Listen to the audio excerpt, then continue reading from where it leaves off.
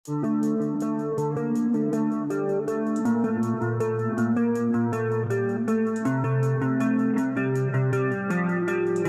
assalamualaikum warahmatullahi wabarakatuh. Halo guys, para pecinta sinetron Suami Pengganti dimanapun Anda berada. Kembali lagi bersama Bang Mimin yang selalu setia menemani Anda untuk memberikan ulasan dan bocoran tentang alur cerita sinetron Suami Pengganti, di mana alur ceritanya yang semakin seru, semakin menarik, dan akan semakin menegangkan untuk kita saksikan. Lalu bagaimanakah kelanjutannya? Kita simak saja cuplikan videonya berikut ini. Di episode sebelumnya, Saga yang berusaha mencari celah agar tidak bercerai dengan Ariana membuat Ariana semakin kesal. Selanjutnya, Selin dan Dante yang bertemu Saka menghina Saka yang sekarang sudah hidup menganggur tidak jelas. Tak terima direndahkan oleh mereka berdua, Saka pun akhirnya memukul tangan Selin. Tak hanya itu, Saka pun mengatakan ke Dante bahwa Dante sekarang berpacaran dengan bekas Saka. Mendengar hal itu juga Selin sangat sakit hati. Dante pun langsung menghajar Saka habis-habisan. Beberapa saat berlalu, tibalah saat sidang perceraian kedua Saka dan Ariana mulai digelar. Suasana sidang perceraian tersebut masih saja berlangsung alot. Pengacara Saka telah membuat Saka di atas angin dan siap memenangkan sidang. Akan tetapi tiba-tiba pengacara Ariana membaca saksi lain untuk hadir di pengadilan. Saksi tersebut adalah Dita.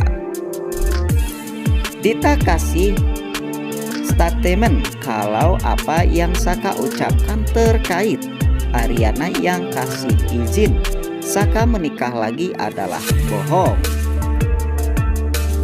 Saka sangat marah dengan kesaksian Dita tersebut. Pada saat putusan sidang akan dibacakan, Saka bersumpah di depan para hakim. Saka mengatakan jika yang dilakukannya semata-mata karena ia masih mencintai Ariana dan tak mau cerai.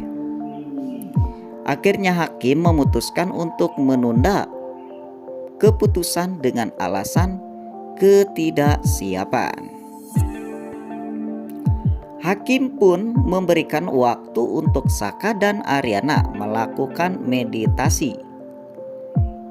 Sesampainya di rumah, Saka kesal dan memarahi Dita yang mau saat diminta menjadi saksi Ariana. Dita bilang kalau ia melakukannya karena Saka yang tidak tegas. Dita juga mengatakan kalau ia melakukan hal tersebut untuk kebaikan Saka. Mendengar penjelasan Dita, Saka marah karena yang terbaik menurut Dita itu bukan yang terbaik untuk Saka. Ariana pergi ke rumah Saka, tapi Ariana hanya bertemu dengan Dita karena Dita tidak memperbolehkan Ariana masuk. Ariana meminta Dita untuk sampaikan pesan Saka untuk tidak lagi menemuinya dan sudahi semua drama yang sudah Saka lakukan. Setelah Ariana pulang, Saka menanyakan siapa yang datang. Saka marah karena tidak memberitahu Saka jika Ariana datang. Di cerita lainnya juga, di sana pun ada Ariana yang menyuruh Pedro untuk memberikan suatu kertas agar diberikan kepada Saka.